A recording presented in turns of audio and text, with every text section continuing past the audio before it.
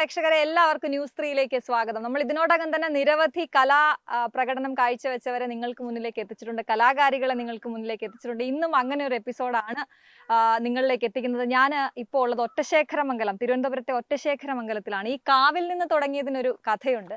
ഈ കാവ് കുരണ്ടിപ്പള്ളിക്കാവ് വാളിക്കോട് ഈ കാവിൽ കളിക്കാനായി ഒരു കൈകൊട്ടിക്കളി സംഘം ഇവിടെ രൂപപ്പെടുകയുണ്ടായി. പക്ഷെ അത് വെറും ഒരു ടീമായി മാത്രം മാറുകയല്ല, പിന്നെ അതൊരു അവരുടെ ഒരു മുന്നേറ്റത്തിന്റെ കൂടെ കഥ അവർക്ക് പറയാനുണ്ട്. കാരണം വനിതകളായിട്ടുള്ള പഠിക്കുന്ന വിദ്യാർത്ഥികളടക്കം ജോലി ചെയ്യുന്നവരടക്കമുള്ള ഒരു 12 അംഗ ടീം ഉയർന്നു വരികയും മറ്റ് സ്ഥലങ്ങളിലേക്ക് പോയി അവരിപ്പോൾ ഏൺ ചെയ്യുന്ന ആളുകളായി മാറിയിരിക്കുകയാണ്. അപ്പൊ കൈകൊട്ടിക്കളിയെ സംബന്ധിച്ച് നമുക്കറിയാം, നമ്മളിപ്പോൾ കണ്ടുകൊണ്ടിരിക്കുകയാണ്, ട്രെൻഡിങ്ങിൽ നിൽക്കുന്ന ഒരു കലാരൂപമാണ്. പല ക്ഷേത്രങ്ങളിലും പല രീതിയിലുള്ള വ്യത്യസ്ത സ്റ്റെപ്പുകളൊക്കെ ആയിട്ട് നമ്മൾ കണ്ടിട്ടുണ്ട്, വൈറലായിട്ടുണ്ട്. അപ്പൊ ഇവിടുത്തെ ത്രയംബകം എന്ന് പറയുന്ന ടീമിലേക്കാണ് നമ്മൾ പോകുന്നത്. അവിടെ ഞാൻ പറഞ്ഞ പോലെ 12 അംഗ സംഘമാണ്. ഇപ്പൊ അതിൽ 10 പേര് നമുക്കൊപ്പം ഉണ്ട് അല്ലെ? ഹലോ. അപ്പൊ ഇതുപോലെ തന്നെ എനർജറ്റിക് ആയിട്ടുള്ള ഈ 10 പേരുടെ കഥ നിങ്ങളൊന്ന് കേൾക്കണം. അത് വെറും ഒരു ടീം അല്ല. എന്താണ് പേര്? കാജൽ. അപ്പൊ എല്ലാരും ഒന്ന് ആദ്യം പരിചയപ്പെടാം. ആർഷ, സുബി, ആര്യ, അഖില, രഞ്ജിത, സംഗീത, അശ്വതി, സുകന്യ. ഇതൊക്കെ നമ്മുടെ അഭിരാമി, അശ്വര. ഓക്കെ, അശ്വര മുരുകനാണ് കേട്ടോ. അപ്പൊ ഇവരുടെ ഈ ടീം നിങ്ങൾ കണ്ടു കാണല്ലേ? ഈ ഒരു കൊച്ചു പ്രദേശത്ത് നിന്നും വളർന്നു വന്ന ഇവരില് നേഴ്സുണ്ട് അല്ലെ, പഠിക്കുന്ന കുട്ടികളുണ്ട്, PSC പഠിക്കുന്നവരുണ്ട്, പിന്നെ കുടുംബശ്രീയിൽ വർക്ക് ചെയ്യുന്ന ആളുണ്ട്, പിന്നെ ഹൗസ് വൈഫ് ആയിട്ടുള്ള ആൾക്കാരും ഉണ്ട്. അപ്പൊ എങ്ങനെയാണ് നമ്മുടെ ത്രയംബക എങ്ങനെ മുന്നിലേക്ക് വന്നതെന്ന് പറയാമോ അതിനെ കുറിച്ച്? ഞങ്ങൾ ആദ്യം അത്ര പരസ്പരം പരിചയം പോലും ഇല്ലാത്ത ആൾക്കാരാണ്. അപ്പൊ ഇവിടെ ഉത്സവം വന്നപ്പോ ഇവിടെ കളിക്കണം എന്നുള്ളൊരു രീതിയിൽ ഞങ്ങളുടെ പാരന്റ്സ് ആയാലും അവരങ്ങോട്ടും ഇങ്ങോട്ടും പറഞ്ഞ് ഞങ്ങളെയൊക്കെ വിളിക്കുകയായിരുന്നു. അപ്പം നമുക്ക് അങ്ങനെ ആരും പരിചയമില്ലായിരുന്നു. ഇവിടത്തേക്ക് കളിക്കാൻ ഒരു ചെറിയ രീതിക്ക് യൂട്യൂബൊക്കെ കണ്ടുപഠിച്ച് ഞങ്ങൾ തട്ടിക്കൂട്ടിയൊക്കെയാണ് ഇവിടെ കളിച്ചത്. അപ്പോഴത്തേക്ക് അത് കളിച്ച് ഇവിടെയുള്ള ആൾക്കാർ കണ്ടു, ഇഷ്ടപ്പെട്ടു. അപ്പൊ ഞങ്ങൾക്ക് എല്ലാരും പരിചയപ്പെടാൻ പറ്റി. വിവിധ ഓരോ സ്ഥലത്തുനിന്ന് വരുന്നവരാണ്. അപ്പോഴത്തേക്ക് ഇവിടെ കളിച്ചു. പിന്നീട് എല്ലാവർക്കും ഇഷ്ടപ്പെട്ടോണ്ട് ഞങ്ങൾ വേറെ ക്ഷേത്രങ്ങളിൽ കളിക്കാൻ തുടങ്ങി. അപ്പൊ അങ്ങനെ ആദ്യത്തെ കോള് വന്നത് ഓർക്കുന്നുണ്ടോ? ആദ്യത്തെ നമുക്കൊരു സ്റ്റേജ് കിട്ടിയിട്ടുണ്ട്. നിങ്ങളുടെ ഈ ഇവിടെ കാവിലല്ലാതെ അടുത്ത സ്റ്റേജിൽ നമ്മൾ കളിക്കാൻ പോവാണെന്ന് പറഞ്ഞ വിളി ഓർമ്മയുണ്ടോ? ഓർമ്മയുണ്ട്. നല്ല സന്തോഷമായി. കാരണം ഇപ്പൊ ഇത്രയും ഒരു രീതിക്ക് കളിച്ചത് എല്ലാവർക്കും ഇഷ്ടപ്പെട്ടെങ്കിൽ ഞങ്ങൾ കുറച്ചുകൂടെ എഫേർട്ട് ഇട്ട് കളിച്ചാൽ അത് പ്രാക്ടീസ് ഒക്കെ എങ്ങനെയായിരുന്നു? അയ്യോ, അന്നത്തെ പ്രാക്ടീസ് എന്റെ വീട്ടിലായിരുന്നു പ്രാക്ടീസ്. കാരണം നമുക്ക് പ്രാക്ടീസ് ചെയ്യാൻ സ്ഥലമൊന്നും ഇല്ലായിരുന്നു. ഇതിന് സ്റ്റെപ്സ് ഒക്കെ ഭയങ്കര പ്രത്യേകതയുള്ളതാണ്, ചാടി കളിക്കണം. അപ്പൊ ഞങ്ങള് ആദ്യം വീട്ടിൽ വെച്ച് പ്രാക്ടീസ് ചെയ്തു. അത് കഴിഞ്ഞിട്ട് നമ്മള് രണ്ടാമത്തെ ഇവിടെ പ്രോഗ്രാം അവതരിപ്പിക്കുന്നതിന് മുന്നേ നമുക്ക് മറ്റൊരു പ്രോഗ്രാം കിട്ടി. പുകിലന്തറയിൽ ഒരു അയ്യപ്പന്റെ അമ്പലത്തിലായിരുന്നു പ്രോഗ്രാം കിട്ടിയത്. അപ്പൊ നമ്മൾ അവിടത്തേക്ക് വേണ്ടി സെപ്പറേറ്റ് കുറെ പാട്ടുകൾ നമ്മൾ അല്ലാതെ പഠിച്ചു. ഞങ്ങൾക്ക് പറഞ്ഞു തന്നത് ആർഷയും പിന്നെ അന്നുണ്ടായിരുന്ന ആ 2 പേരുമായിരുന്നു. എന്നിട്ട് അത് കഴിഞ്ഞിട്ട് പിന്നെ ആദ്യത്തെ പ്രോഗ്രാം ആ വേദി എങ്ങനെ ഓർക്കുന്നേ? ഞങ്ങള് ഇവിടെ കളിച്ചപ്പം അത്ര എനർജി ഒന്നും അല്ലായിരുന്നു. പിന്നീട് ഞങ്ങൾക്ക് ഭയങ്കര വിഷമവും കാര്യങ്ങളൊക്കെ ഉണ്ടായിരുന്നു. പിന്നെ അടുത്തൊരു സ്റ്റേജ് കിട്ടിയപ്പോൾ കുറച്ചും കൂടെ എനർജി ആയി, ബെറ്റർ ആയി.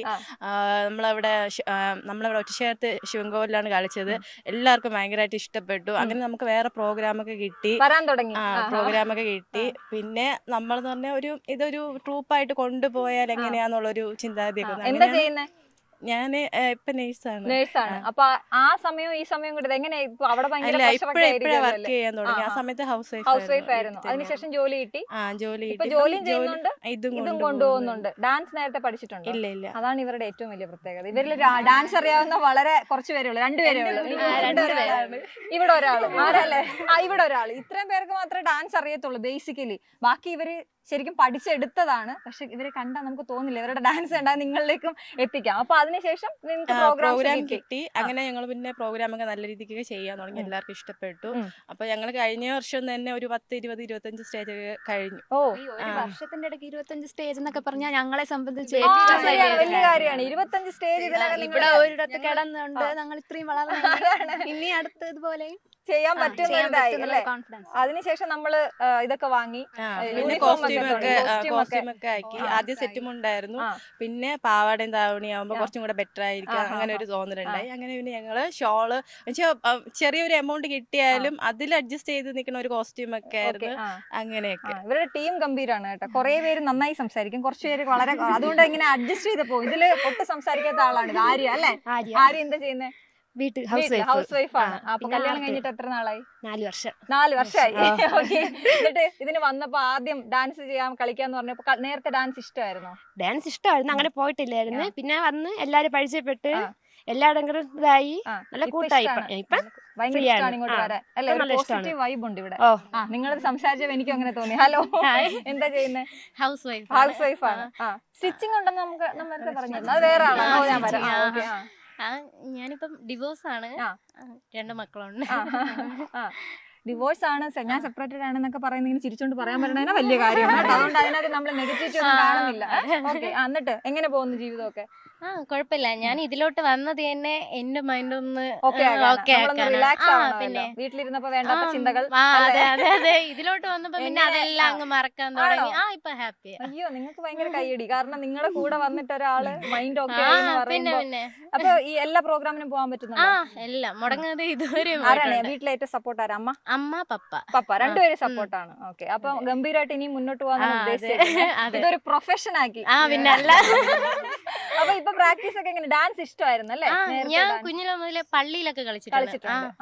അപ്പോഴ് അങ്ങനെ കൈകൊട്ടിക്കളി ഇപ്പൊ നമുക്ക് അമ്പലങ്ങളിൽ മാത്രമേ ഉള്ളൂ, അത് വേറെ ക്ലബ്ബുകളില് തരുന്നുണ്ട്? ക്ലബ്ബുകളൊക്കെ നിങ്ങൾക്ക് ചാൻസ് തരുന്നുണ്ട്. ഓക്കെ, ഓണത്തിന് പ്രോഗ്രാം ഉണ്ടായിരുന്നു. നിങ്ങൾക്ക് സ്റ്റേജിൽ കളിക്കുന്നതാണോ അതോ ഇങ്ങനെ നിലത്ത് കളിക്കുന്നതാണോ? കുറച്ചുകൂടെ സ്പേസ്. ഞങ്ങളെന്ന് പറഞ്ഞാൽ ഈ തിരുവാതിര പോലെ അല്ല, ഇത് ചാടി സ്പേസ് എടുത്ത് കളിക്കുന്ന സ്ഥലമായതുകൊണ്ട് കുറച്ചുകൂടെ ഓപ്പൺ സ്റ്റേജ് ആണ് ഞങ്ങൾക്ക് കൂടുതലും കംഫർട്ട് ആയിട്ടുള്ളത്. പിന്നെ വലിയ സ്റ്റേജ് ഒക്കെ ആണെങ്കിൽ അഡ്ജസ്റ്റ് ചെയ്തൊക്കെ കളിക്കാൻ പറ്റും. ഓക്കെ, അപ്പൊ നമ്മൾ ഏൺ ചെയ്ത് തുടങ്ങി എന്നുള്ളതാണ് നമ്മുടെ ഏറ്റവും വലിയ കാര്യം. നമ്മൾ സ്വന്തമായി സമ്പാദിക്കാൻ തുടങ്ങിയിരിക്കുന്നു. എത്ര വയസ്സായി? 24 വയസ്സായി. ഇപ്പൊ എന്താ ചെയ്യുന്നത്? പി ജി ചെയ്യുന്നു. അതിന്റെ കൂടെ നമ്മൾ സമ്പാദിക്കുന്നുണ്ട് അല്ലേ? അപ്പൊ അതിന്റെ ഒരു സന്തോഷം എത്രയാണ്? അത് നാട്ടിൽ നിന്ന് തന്നെ ഇങ്ങനെ ഒരു ഗ്രൂപ്പ് കിട്ടി. ഇവരുമായിട്ട് എല്ലാ കാര്യങ്ങളൊക്കെ ഷെയർ ചെയ്യാറൊക്കെ ഉണ്ടോ? നിങ്ങൾ ഈ ഡാൻസിനപ്പുറത്തേക്ക് ഒരു കൂട്ട് വളർന്നോ?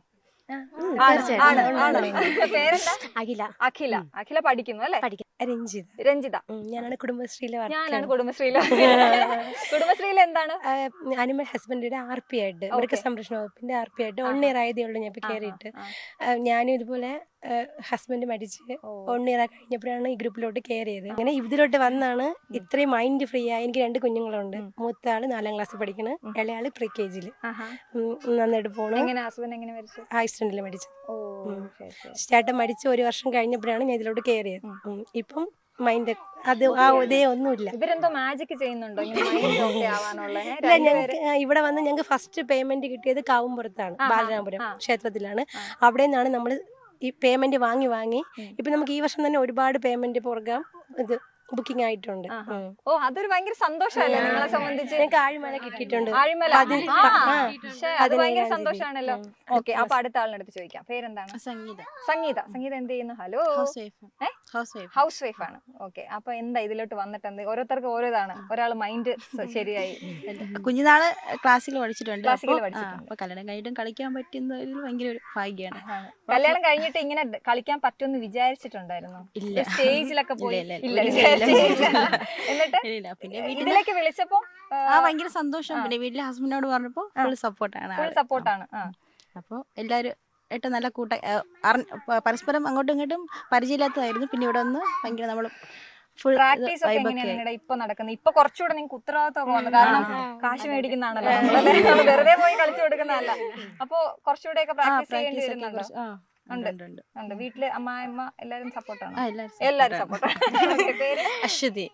ഞാനാണ് സ്റ്റിച്ചിങ്. എങ്ങനെയുണ്ട് തയ്യലൊക്കെ? എങ്ങനെ പോകുന്നു? അടിപൊളിയായിട്ട് പോകുന്നു. അപ്പൊ നമുക്ക് രണ്ടും ഒരു ഫ്രീ ഇതാണ്. അത് ടൈറ്റ് ആണോ കുറച്ച് തയ്യല്? അല്ല, നമുക്ക് വേണ്ട പോലൊക്കെ. ശരി, അപ്പൊ 2 ഏർണിങ്സ് ഉണ്ട് ഇപ്പൊ. സന്തോഷാണ്. ആ മുഖത്ത് അതുണ്ട്. വളരെ സന്തോഷം. ഇത് ഡാൻസ് ഇഷ്ടമാണോ? ഭയങ്കര പഠിച്ചിട്ടില്ല, ചർച്ചിലൊക്കെ പണ്ട് കളിച്ചിട്ടുണ്ട്. അതിന്റെ ഒരു ഇതില് എന്നിട്ട് ഫസ്റ്റ് സ്റ്റേജ് ഓർക്കുമ്പോ എന്താ മെമ്മറിയിൽ ഭയങ്കരമായിട്ട് സന്തോഷം തോന്നുന്ന ഒരു സ്റ്റേജ് ഏതായിരുന്നു? ഭയങ്കര കൈയടിയൊക്കെ ആയിട്ട്?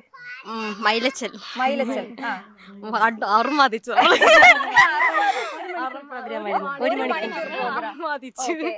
നോർമലി നിങ്ങളുടെ പ്രോഗ്രാം എത്ര നേരം? 1 മണിക്കൂർ 1 മണിക്കൂർ തന്നെയാണ്. അപ്പൊ ആ 1 മണിക്കൂർ നിങ്ങൾ കണ്ടിന്യൂസ് കണ്ടിന്യൂസ് നോൺ സ്റ്റോപ്പ് ഇല്ല. അതിന് മുമ്പ് എന്തെങ്കിലും ഒക്കെ കഴിക്കുമോ? എന്റെ പേര് സുകന്യ, ഹൗസ് വൈഫാണ്. ഹൗസ് വൈഫ് ആണ്. എത്ര വയസ്സുണ്ട്? 31 വയസ്സ്. ഓക്കെ. ഇപ്പൊ എന്താ ചെയ്യുന്നേ? ഇപ്പം ഇത് തന്നെ നമ്മുടെ ഈ പ്രോഗ്രാം തന്നെ അപ്പൊ നമ്മള് വീട്ടിലെ കാര്യങ്ങളൊക്കെ ഒതുക്കി എല്ലാം ഒതുക്കി നമ്മളൊരു സൈഡിലാക്കിയിട്ട് വേഗം ഇങ്ങോട്ട് വരിക. എങ്ങനെയാണെങ്കിലും പെട്ടെന്ന് ജോലിയൊക്കെ ഒതുക്കി എല്ലാരും ഇവരെടുത്തിട്ട് വരാം. എനിക്കാണെങ്കിൽ ഇപ്പൊ ഒരു കുടുംബം പോലെയാണ് തോന്നുന്നത്. നമ്മുടെ എല്ലാം ഒരു കുടുംബത്തിനകത്തുള്ള കുറച്ച് ആൾക്കാരായിട്ട്. എന്നെ ആദ്യം ഇവര് തുടങ്ങിയ ടൈമിൽ എന്നെ വിളിച്ചിരുന്നു. അപ്പൊ എനിക്ക് വരാൻ പറ്റിയില്ല. അവര് തന്നെയാണ് വിളിച്ചിരുന്നത്. അപ്പൊ ഞാൻ ഇവിടെ ഇല്ലായിരുന്നു. അപ്പം ഇടയ്ക്ക് ഞാൻ ഇവിടെ വന്ന ടൈമില് അവർ വീണ്ടും വിളിച്ചപ്പം പിന്നെ ഞാൻ കുറെ സ്റ്റേജിലൊക്കെ ഇങ്ങനെ പോയിട്ടുള്ള കാരണം ഭയങ്കര സന്തോഷമായിരുന്നു. അപ്പൊ ഇവര് വിളിച്ചപ്പം ആദ്യം വിളിച്ചപ്പോൾ ഭയങ്കര വിഷമമായിരുന്നു വരാൻ പറ്റാത്തതിൽ. പിന്നെയും ഇങ്ങനെ പ്രാർത്ഥിക്കണം എനിക്ക് അങ്ങ് പോയി പറ്റിയിരുന്നെങ്കിൽ ആരെയും അറിയത്തില്ല. ഇപ്പം എല്ലാവരും എല്ലാവരും അടുത്ത ചങ്കളാണ്. നമുക്ക് കാശ് കിട്ടി തുടങ്ങുമ്പോ ഒരു വേറെ സന്തോഷം ഉണ്ടല്ലോ. അത് കിട്ടുമ്പോ സന്തോഷമാണ്. കാരണം കുറെ ദിവസം വീട്ടിലിരുന്നിട്ട് നമുക്കൊന്നും പറ്റുന്നില്ലല്ലോ എന്നുള്ള ഒരു ഇതുണ്ട്. അപ്പൊ ഇതിൽ നിന്നൊക്കെ കുറെ കിട്ടി തുടങ്ങിയപ്പോ പിന്നെ ഭയങ്കര ധൈര്യമായി. നമുക്ക് എവിടെ കിട്ടിയാലും നമ്മൾ കളിക്കും എന്നുള്ള ഒരു ധൈര്യം കിട്ടി, ആത്മവിശ്വാസം. നിങ്ങളുടെ സപ്പോർട്ടിനെ കുറിച്ചും കൂടി ചോദിക്കട്ടെ. ഇങ്ങനത്തെ ഒരു പ്രദേശം, ഒരു ഗ്രാമപ്രദേശത്ത് നിന്ന് നിങ്ങൾ ഇതുപോലെ ഒരു ടീം ഉണ്ടാക്കി നിങ്ങൾ ഇപ്പൊ ഏൺ ചെയ്യുന്നു എന്ന് പറയുമ്പോൾ ഇവിടുത്തെ ഒരു സപ്പോർട്ട് എങ്ങനെയുണ്ട്? ഭയങ്കര സപ്പോർട്ടാണ്. അത് പ്രത്യേകിച്ച് പറയാനൊന്നുമില്ല. നല്ല നാട്ടുകാരൊക്കെ നല്ല ആൾക്കാരായതുകൊണ്ട് വളരെ നന്നായിട്ട് സപ്പോർട്ട് ചെയ്യുന്നു. നെഗറ്റീവ് ആയിരുന്നു, ഒരുപാട് നെഗറ്റീവ് കേട്ടിട്ടുണ്ട്. പിന്നെ ഞങ്ങൾ അതിൽ നിന്നൊക്കെ ഒരുപാട് മുമ്പിലോട്ട് വന്ന് നമ്മളതൊക്കെ മൈൻഡ് ചെയ്ത് ഒന്നും നടക്കില്ല. ഞങ്ങളുടെ സന്തോഷമാണ് ഏറ്റവും വലുതായിട്ടുള്ളത്. അപ്പൊ നിങ്ങളെ താഴേക്ക് വലിക്കാൻ കുറച്ച് പേര് ശ്രമിച്ചു. ഒത്തിരി പേര് ശ്രമിച്ചു. ഞങ്ങൾ എങ്ങനെയെങ്കിലും ആളുകൾക്ക് ഭയങ്കര പാടായിരിക്കും അല്ലെ? വീട്ടിൽ നിന്ന് ജോലിയൊക്കെ കഴിഞ്ഞ് ഇറങ്ങുമ്പോഴത്തേക്കിനും ഇനി തുള്ളാൻ അതൊക്കെ ഇടയ്ക്ക് കേൾക്കാറുണ്ട്. പക്ഷെ നമ്മളതൊന്നും മൈൻഡ് ചെയ്യാറില്ല. നമ്മൾ ഇതിലോട്ട് കേൾക്കുന്നുണ്ടോ? ഈ ഇടയ്ക്ക് ഇപ്പോഴും കേൾക്കാറുണ്ട്. ഇടയ്ക്കൊക്കെ ചിലപ്പം ഒരു ഇതെങ്കിലും ചിലപ്പം വിട്ടുപോയിട്ടുണ്ടെങ്കിൽ പിന്നെ അത് മതി. അവിടെ പിന്നെ അത് അടിവളരും പറഞ്ഞവരാരെങ്കിലും തിരുത്തി പറഞ്ഞ ആരെങ്കിലും ഉണ്ടോ അനുഭവം? ആർക്കെങ്കിലും കൊള്ളാടെ നിങ്ങളുടെ പരിപാടി അച്ഛൻ പറയുന്നുണ്ട് നിങ്ങളുടെ പരിപാടി കണ്ടിട്ടുണ്ടായിരുന്നു. വീഡിയോസ് കാണുന്നു, വരാൻ പറ്റിയിട്ടില്ല ഇതുവരെ. പിന്നെ ഇതുപോലെ മണ്ഡപത്തിൻ കടവ് നമ്മൾ കുന്നിൽ കളിച്ചപ്പോ വന്നിട്ടുണ്ടായിരുന്നു.